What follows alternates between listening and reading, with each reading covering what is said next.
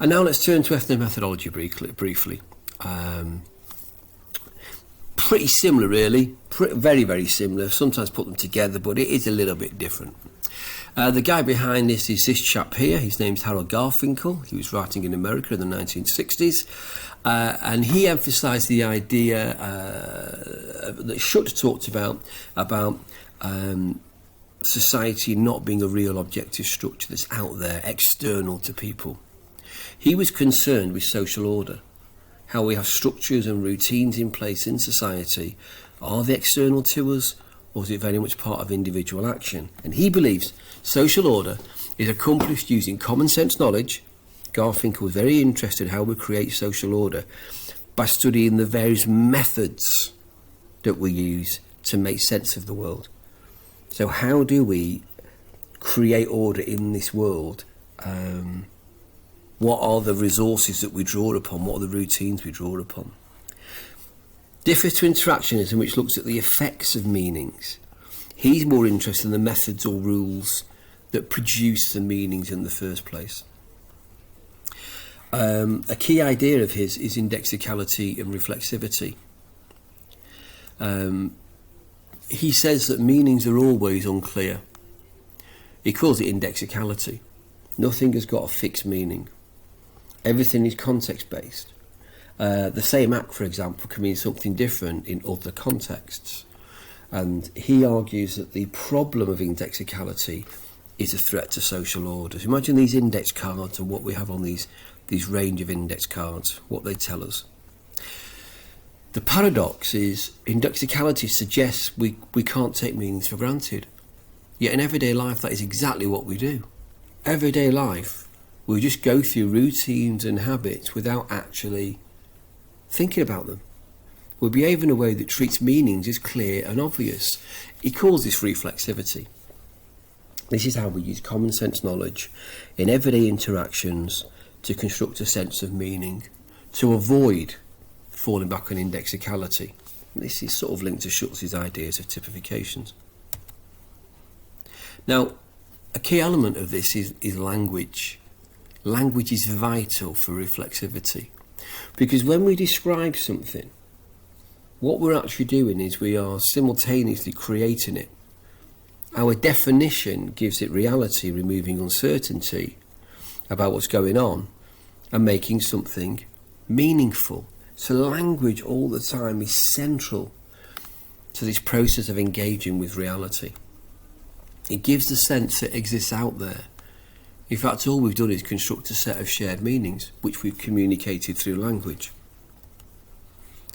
Now, one way that Garfinkel explored his ideas and the rules of order and how we make sense of reality was through the experiments into social order, which are known as the breaching experiments.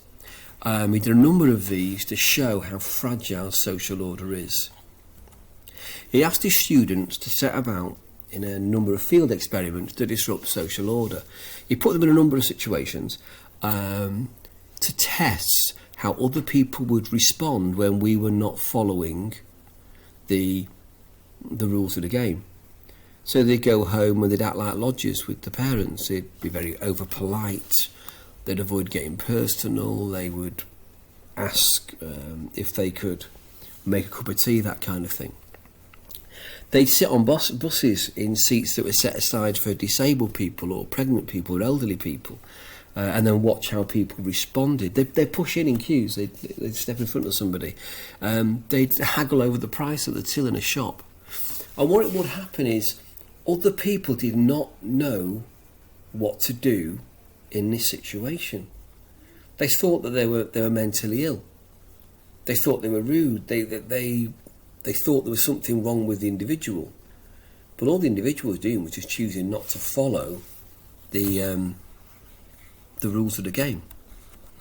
And the aim, as I just said here, was to challenge reflexivity, undermining assumptions, and interpreting the actions of people on how they try to re-establish order, how people try to bring order back where chaos was introduced. And Garfinkel concluded from his research that by challenging these taken for granted assumptions, the experiments show that orderliness around us is always negotiated, is created by those involved, what he calls an accomplishment, that things are not there per se, taken for granted, which of course is illustrated once again with the coronavirus crisis at the moment. Just think for a moment about how much we have taken for granted. How much is, in situations like this, negotiated. How you see different people struggling with the rules.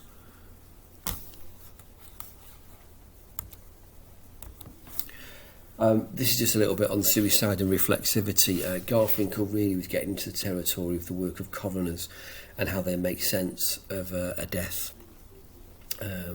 How upon arriving at a death scene, they look for a pattern. They apply different rules, little tests, and there's a taken for granted notion about when a suicide has occurred. Garfinkel sees these as just social constructs. They become part of the coroner's taken for granted knowledge about what suicides are and what they're like and why they happen, and that becomes self-reinforcing. It tells us nothing, though, about the external reality surrounding the nature of suicide.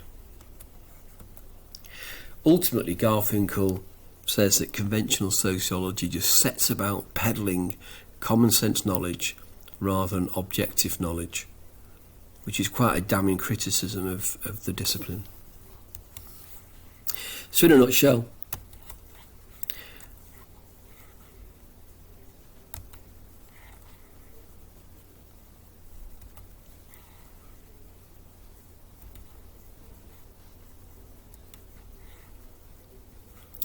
and these concepts. On a final note then, a brief evaluation. Findings are trivial. Yeah, they focus too much on uncovering taken for granted rules, which we all know anyway. It's a bit like navel gazing. You know, what does it serve? They really do underestimate the structure of society. They see it as a shared fiction, by looking at how people apply general rules, but really they ignore the degree of structure that is out there, the structure that surrounds us, and with that they ignore the impact of those structures, the nature of power and inequality, and how those things have real consequences. Poverty has real consequences for people, alienation has real consequences for people, as does patriarchy. Useful examples, I mean, I've thrown some on the screen there from looking at the labelling process within those various topics, the effects of labelling on people, social constructionism, and they've been drawn upon. This is looking as well at labelling theory as well as phenomenology and ethnomethodology. And it should spring to mind now when you look at ideas like master status, primary, secondary deviance, how that connects to the labelling process. If you look at social constructionism, how we apply these stereotypes and these notions in the chivalry thesis.